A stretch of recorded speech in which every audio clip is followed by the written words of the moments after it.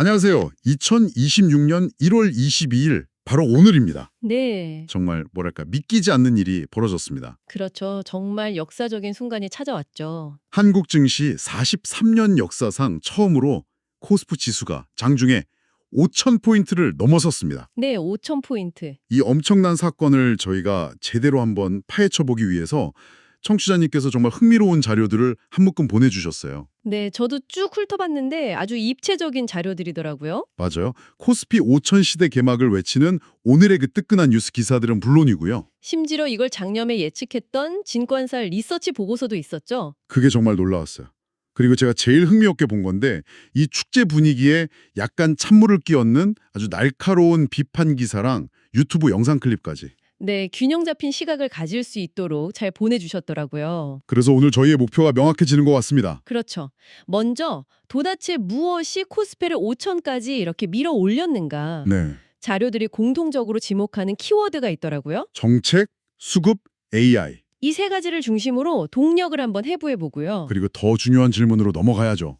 이 상승세 과연 튼튼한 걸까? 맞습니다. 우리가 놓치고 있는 위험은 없는지, 또 지수 이면에 감춰진 극심한 쏠림 현상부터 심지어 이 모든 게 착시라는 주장까지 오늘 제대로 한번 깊게 들어가 보겠습니다. 좋습니다. 그럼 바로 첫 번째 엔진부터 한번 살펴볼까요? 역시 정책의 힘을 빼놓을 수가 없겠죠. 네, 사실 이재명 대통령의 대선 공약 중 하나가 바로 코스피 5,000 시대를 열겠다 이거였잖아요. 맞아요. 그게 그냥 선거 구호로 끝나지 않았다는 게 중요합니다. 정부 출범 직후부터 아주 강력하게 드라이브를 걸었죠. 정책의 핵심 목표는 자료들을 보니까 결국 코리아 디스카운트 해소에 맞춰져 있더라고요. 바로 그겁니다. 코리아 디스카운트. 뭐 아시다시피 한국 기업들이 실적에 비해서 주가가 유독 낮게 평가받는 그 고질적인 문제요. 네, 정부가 바로 그 문제를 정면으로 딱 노린 거죠. 그중에서도 가장 결정적이었던 한 방이 역시 상법 개정이었던 것 같아요. 맞습니다. 이사의 충실 의무 대상, 이걸 기존의 회사에서 주주로까지 확대한 거예요. 이게 그냥 문구 하나 바꾼 게 아니잖아요, 사실. 그럼요. 과거에는 경영진이 회사에만 손해를 안 끼치면 소액주주들 이익을 좀 희생시켜도 법적으로 문제 삼기가 어려웠어요. 근데 이제는 주주의 이익을 보호해야 할 의무가 명확하게 생긴 거죠. 이건 뭐 한국 기업 경영의 패러다임을 바꾸는 정말 핵심적인 조치라고 할 수 있습니다. 그 부분은 자료에서도 굉장히 주요하게 다루더라고요. 그런데 사실 이런 지배구조 개선 약속 과거에도 많지 않았나요? 많았죠. 보내주신 비판적인 기사를 보면 이번에도 구호에 그치는 거 아니냐 이런 의구심도 있었는데 이번엔 뭐가 달랐을까요? 아주 좋은 질문입니다. 그 차이는 실행 의지와 연속성에 있어요. 아, 실행 의지. 네, 상법 개정뿐만 아니라 주가 조작 근절 합동 대응단 이걸 출범시키고 대통령이 직접 나서서 주가 조작하면 패가 망신한다.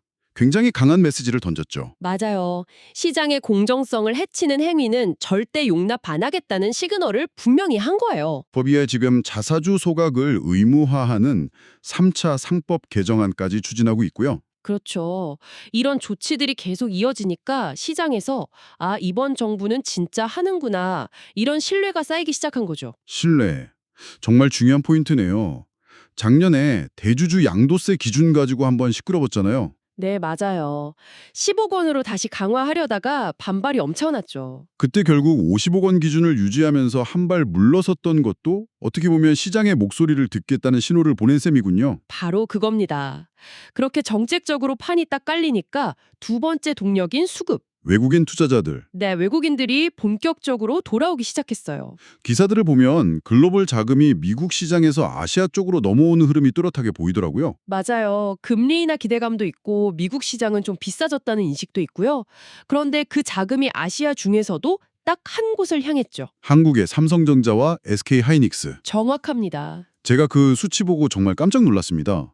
한 기사에 보니까 특정 기간 동안 외국인들이 삼성전자를 1조 4천억 원, 네. 그리고 SK하이닉스는 무려 2조 2천억 원어치를 순매수했더라고요. 어마어마한 금액이죠. 여기에 또 아주 절묘한 효과가 하나 더해졌습니다. 바로 환율이죠. 네, 맞아요. 원화 가치가 떨어진 이른바 고환율 상황이 기름을 부은 셈이죠. 이게 참 아이러니한데 우리한테는 안 좋은 것 같으면서도 또 주식시장에는 호재가 됐어요. 그렇죠. 수출 기업 입장에서는 똑같은 물건을 팔아도 원화로 받는 돈이 많아지니까 실적이 좋아지고요. 외국인 투자자의 입장에서는 나중에 주식 팔고 달러로 바꿔갈 때 환차익까지 기대할 수 있으니 그야말로 겹호재였던 겁니다. 알겠습니다. 자, 정부가 코리아 디스카운트 해소라는 멍석을 깔아주고 그 위로 외국인 자금이 쏟아져 들어왔다. 그런데 이 모든 것의 심장부, 마지막 엔진은 결국 AI였군요. 네, 이번 랠리의 가장 강력하고 또 핵심적인 엔진이라고 할 수 있습니다. 한번 생각해 보세요. 전 세계 빅테크 기업들이 지금 생성형 AI에 거의 사활을 걸고 있잖아요. 그렇죠. 이 AI 모델들을 돌리려면 정말 어마어마한 양의 데이터 처리가 필요하거든요. 근데 여기서 병목 현상이 생기는 게 CPU나 GPU가 아니라 그 칩에 데이터를 먹여주는 메모리. 맞습니다.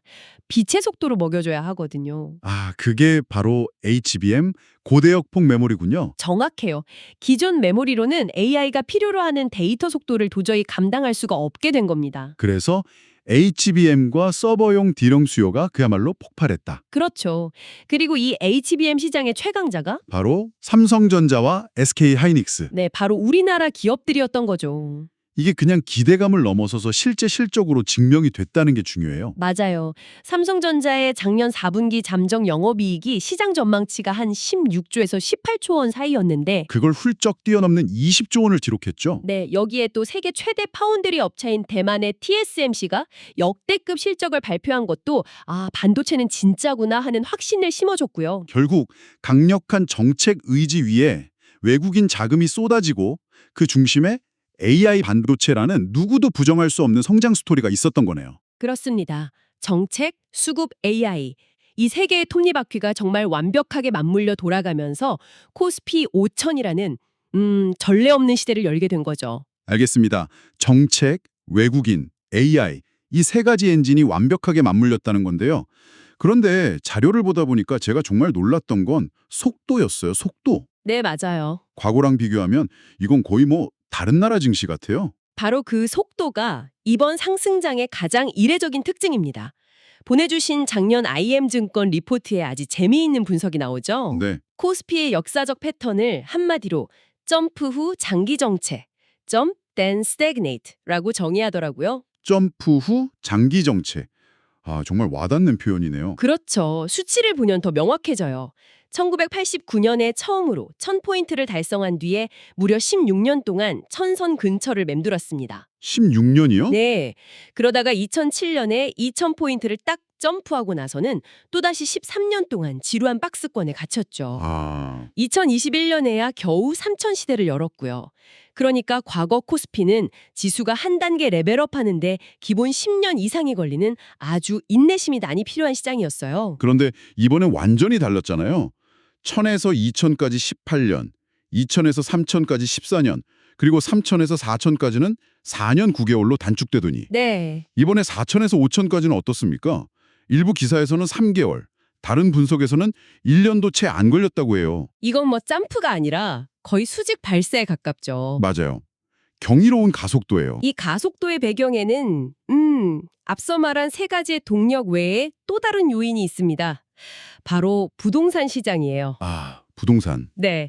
강력한 대출 규제로 부동산 시장이 꽁꽁 얼어붙으면서 시중에 떠돌던 막대한 유동자금이 갈 곳을 잃었어요. 그 돈이 전부 주식시장으로 몰려왔다. 이른바 머니무브 현상이군요. 그렇죠. 이게 상승세에 기름을 부은 셈이죠. 하지만 바로 이 지점에서 우리는 이 화려한 상승의 이면, 그 짙은 그림자를 들여다봐야 합니다. 맞습니다. 빛이 강하면 그림자도 짙어지는 법이죠. 사실 코스피 5천이라고 해서 모두가 웃고 있는 건 아니잖아요. 전혀 아니죠. 지수는 사상 최고치인데 내 계좌는 왜 이 모양이지? 이런 볼멘 소리가 터져 나오는 이유. 첫 번째 그림자가 바로 극심한 쏠림 현상 때문이죠. 핵심 통계 하나가 모든 걸 말해줍니다. 이번 코스피 지수 상승분의 무려 80% 이상을요. 80%요? 네, 삼성전자와 SK하이닉스 단 두 기업이 만들어냈습니다. 와. 두 종목의 합산 시총 비중이 코스피 전체의 거의 35%에 육박하니까요.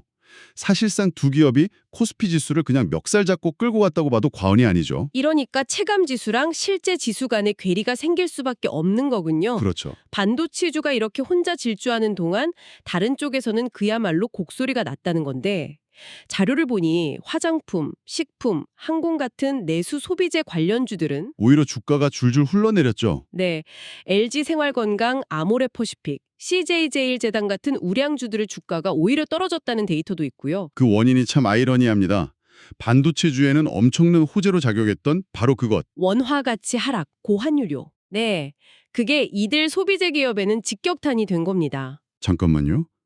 똑같은 경제 현상인데 어떻게 한쪽엔 호재가 되고 다른 쪽엔 악재가 되죠? 생각해보면 간단해요.